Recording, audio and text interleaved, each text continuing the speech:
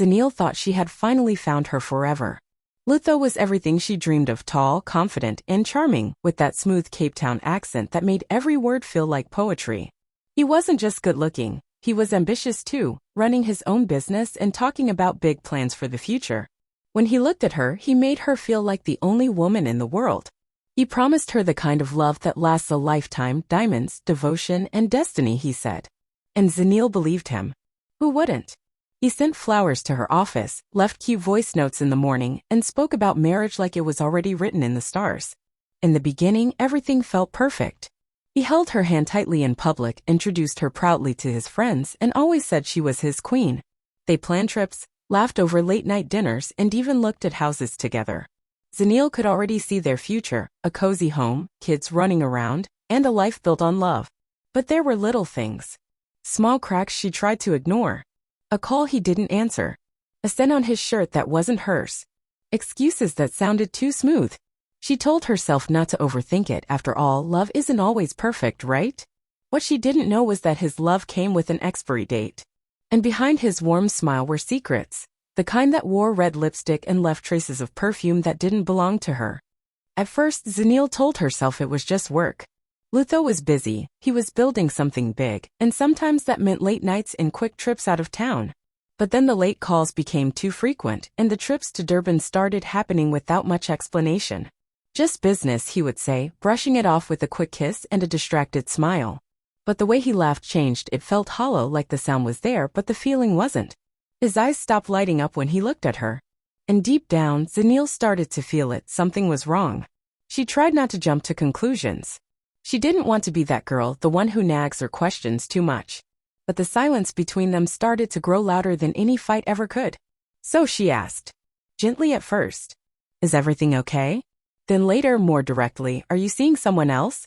He denied it every time, with a practiced calmness that somehow made her feel like she was the one being unreasonable. Still, she asked. Still, she tried. Because love, real love, is worth fighting for. Right? But after a while, something in her broke. Not in a dramatic way, no shouting, no tears. Just a quiet shift. She stopped asking. She stopped checking his phone when he left it face down. She stopped waiting up for him to come home. Not because she didn't care anymore, but because she was tired. Tired of begging for truth. Tired of chasing a version of love that no longer existed. And in that silence, something unexpected happened. She began to find herself again. It wasn't weakness, this silence. It was strength building in the shadows. It was the calm before a storm she didn't even know she was becoming. Zanil dressed up that night with a quiet kind of hope. Lutho had invited her to a gallery event. One of his business partnerships, he said. It sounded important, and deep down she hoped maybe this was his way of making things right. Maybe he would finally remember the love they once shared. The promises he made. She wore the gold earrings he bought her last year. And even put on that red dress he once said made her look like magic. She wanted to believe. The gallery was packed with people. Lights flashing, music soft in the background. Everyone seemed excited, and Lutho was at the center of it. Smiling, laughing, shaking hands like the star of the night. When he saw Zanil, he only nodded. No hug, no kiss, no warmth. Just a nod. Her heart sank, but she stayed. Maybe he was just busy. Then came the moment. A small stage, a hush over the crowd, and Lutho stepped up holding a delicate gold chain. Cameras turned toward him. Zanil stood with the others, waiting, watching. And then she saw her. A woman walked toward him, smiling like she already knew the spotlight was hers. Lutho took the chain, placed it around her neck, and said into the mic, "To my queen, thank you for being my light." Zanil couldn't breathe. The room spun, but she stood still. No tears. Not yet. Just a sharp pain in her chest. As if the world had split open and swallowed her whole. She didn't scream. She didn't run. She stood there, watching the man she loved celebrate another woman. Not in private, but in front of everyone. It wasn't just betrayal. It was performance. A show. And Zanil? She was the uninvited guest to her own heartbreak. Eyes dry, face calm, but inside her soul was bleeding. Zanil stood there. Her heart already in pieces from what Lutho had done. But then the woman turned slightly, laughing as the cameras caught her from every angle. And that's when it hit Zanil. This wasn't just any woman. It was Emily. Emily. Her best friend from university. The girl she stayed up all night with in their tiny Soweto dorm room, dreaming about their futures. They used to talk about love, careers, and the kind of women they wanted to become. Emily was like a sister. They cried together, laughed until their stomachs hurt, and promised that no matter where life took them, they'd always protect each other. Zanil had trusted her with everything. Her secrets, her fears, even her love story with Lutho. Now that same woman stood proudly next to him, smiling like nothing had ever existed between them. Like she hadn't once held Zanil's hand through heartbreaks and whispered, "You deserve better." It was more than betrayal. It felt like a knife to the heart, twisted slowly by the very person who should have shielded her from pain. Zanil's body felt cold. Not from the air, but from the weight of the truth. She hadn't just lost a lover that night. She had lost a sister. A part of her past. A person she once believed would stand beside her at her wedding, not steal the man she thought she would marry. It's one thing to be broken by love, but to be broken by blood, by someone who once called you family, that's a pain words can't hold. And in that moment, standing alone in a room full of strangers and flashing lights, Zanil realized that her story wasn't just about heartbreak. It was about betrayal from both sides of the heart, and the kind that cuts deeper than anyone ever warns you about. Zanil didn't cry that night. Not a single tear. She went home from the gallery with her heart shattered, but her face calm. The silence in her apartment felt heavier than ever. No messages from Lutho, no fake apologies from Emily. Just stillness. But it wasn't the silence of someone broken. It was the silence of someone done. She didn't scream. She didn't call anyone. She just started packing. Piece by piece, she folded the life she had built in Cape Town into neat little boxes. The photos came down from the walls. The dresses he once complimented were packed away. She even threw away the gold earrings he gave her. No drama. No goodbye notes. Just quiet movements, like a woman closing the door on a chapter that no longer deserved her. By morning she was gone. She blocked both their numbers. Deleted every picture. No one knew where she went. And that's exactly how she wanted it. Zanil landed in Accra a few days later with nothing but 2 suitcases and a heart full of fire. No plan. No safety net. Just a feeling deep inside her that she was meant for more than heartbreak and betrayal. And so she started again, not with noise but with purpose. She began working on a small idea that had lived quietly in her heart for years. A jewelry line inspired by African strength and stories. She called it Emira, a name that meant grace and power. She poured every emotion into her work, the pain, the silence, the lessons. And slowly, something incredible started to grow. People noticed. Orders came in. Stories were shared. Investors reached out. But more than the business, it was Zanil's story that touched people. The woman who was left behind and rose without making a sound. Her silence wasn't weakness. It was fire. And from that fire, she built something the world could no longer ignore. In Accra, Zanil finally breathed again. The air felt different, freer, warmer, like it was welcoming her into a new version of herself. With no distractions and no ghosts from her past, she focused on one thing: building Emira. It started in a small rented studio, with just her hands, a sketchbook, and a dream. She designed each piece of jewelry with meaning symbols of healing, strength, and survival. Every necklace, bracelet, and earring told a story.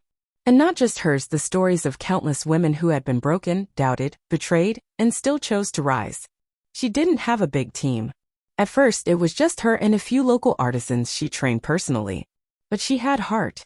And that heart poured into every design, every post, every message she sent to customers. Soon, people started talking. Women across Africa and even around the world felt something powerful in what she was creating. It wasn't just jewelry. It was a reminder you can lose everything and still find yourself again. Orders began to flood in. Bloggers wrote about her. Influencers wore her pieces with pride. Her inbox filled with messages from women who saw their own pain and strength reflected in her work. Then came the investors, impressed not just by the beauty of Emira, but by the soul behind it. Everyone wanted to be part of what she was building. But Zanil didn't rush. She had learned that true power doesn't need to shout. She grew Emira on her own terms, with intention, with care, and with the quiet fire of a woman who had already lost everything and rebuilt herself from the ashes. She was no longer the woman who stood silent in a gallery watching someone else wear her crown. Now she was the crown. She was the voice. The movement. The storm they never saw coming, and this time she wasn't waiting for permission to rise. While Zenil was rising far away in Accra, Lutho's world was falling apart. The business he once bragged about, the one that got him interviews, attention, and VIP invitations, began to crack. At first it was small things, unpaid bills, suspicious audits, and deals that mysteriously fell through. But the truth couldn't hide forever. Turns out, Lutho had been cutting corners, hiding money, and dodging taxes for years. When the tax fraud investigation went public, the same people who once toasted him at gallery events suddenly disappeared. Clients pulled out. Investors ghosted him. His bank accounts were frozen. His phone stopped ringing. And as the headlines dragged his name through the mud, Amelie, the same woman he had once called Queen in front of flashing cameras, didn't stick around. She packed her things and left for Johannesburg, linking arms with a wealthy politician who promised her more than Lutho ever could. There was no goodbye, no fight. Just silence. The same silence he once gave Zenil. Now Lutho sat alone in his overpriced apartment, surrounded by unpaid bills and memories he couldn't escape. He tried to call Zenil. Just once. Just to hear her voice, maybe say sorry, maybe explain. But her number didn't go through. So he sent an email. He poured his words out, calling her, his one true piece, asking if they could talk. A few hours later he got a reply. It wasn't from Zenil. It was an automated message. Thank you for reaching out. I'm currently unavailable as I focus on expanding Emira to new global markets. For business inquiries, please contact my team. No warmth. No hate. Just distance. Power. Peace. That one line told him everything. She wasn't waiting for him. She wasn't thinking about him. She had moved on, not out of revenge, but out of evolution. And Lutho? He was left in the ruins of a kingdom built on lies, realizing too late that the woman he thought would always stay was the one he should have never let go. Zenil stepped off the plane in Cape Town with her head high and her heart steady. It had been over a year since she left the city in silence, but now she was back, not as the woman who had been betrayed, but as the woman who had built something powerful from the ashes. She was invited as the keynote speaker at the Women in Power Summit, a celebration of female leaders, creators, and game changers from across the continent. And the venue? The same gallery where her heart was once shattered in front of flashing cameras. As she walked through the familiar doors, everything felt different. The space hadn't changed, but she had. No longer just a guest standing in the shadows this time, her name was on the banner outside. People greeted her with admiration, not pity. Cameras still flashed, but now they were capturing her strength, not her heartbreak. She wore a sleek black suit, her natural hair in a bold crown, and around her neck, a piece from her emerald line called the Phoenix, made of gold and fire red stones. It symbolized rebirth. And tonight, she was the rebirth. When it was time to speak, Zenil stood on that same stage where Lutho had once crowned another woman. But now the spotlight belonged to her. The crowd went silent as she told her story, not the gossip version, but the truth. The pain, the silence, the rebuilding. The power of choosing yourself when the world gives you every reason to fall apart. She didn't name names. She didn't have to. Her success spoke louder than revenge ever could. In that moment, she didn't feel anger or bitterness. She felt peace, closure, and pride. Because she had returned to the very place that once tried to break her, not to prove a point, but to show what healing looks like when it's done with grace. And from the back of the room, someone watched quietly, a man who once thought she would never rise again. But Zenil? She didn't need to look his way. She already knew who she was. At the Summit's exhibition hall, Zenil's gallery booth stood out. Not because it was loud or flashy, but because it was quiet, powerful, and impossible to ignore. It was designed with elegance. Soft lighting, warm tones, and stories behind every piece of jewelry. But in the center of it all was one simple glass box. Inside it, resting on black velvet, was a single gold chain. No diamonds. No sparkle. Just the chain. A small plaque sat beside it with only 6 words. The chain that freed me. People stopped and stared. Some whispered. Others stood in silence, reading the words over and over. It wasn't just a necklace, it was a memory. A moment. A wound. And a victory. That was the same chain Lutho had placed around Amelie's neck that night in front of the cameras. The one that once made Zenil feel invisible. But now, here it was not as a symbol of betrayal but of freedom. Of letting go. Of becoming. Zenil didn't need to explain it. The chain told the story all by itself. Every woman who had ever been hurt, overlooked, or underestimated saw something of themselves in that glass box. It wasn't about revenge, it was about reclaiming power. And from the back of the room, Lutho stood quietly, trying to blend in with the crowd. He looked older, tired, like a man who had lost more than just money. He read the plaque. He saw the chain. And he saw Zenil, glowing, unshaken, fully in her power.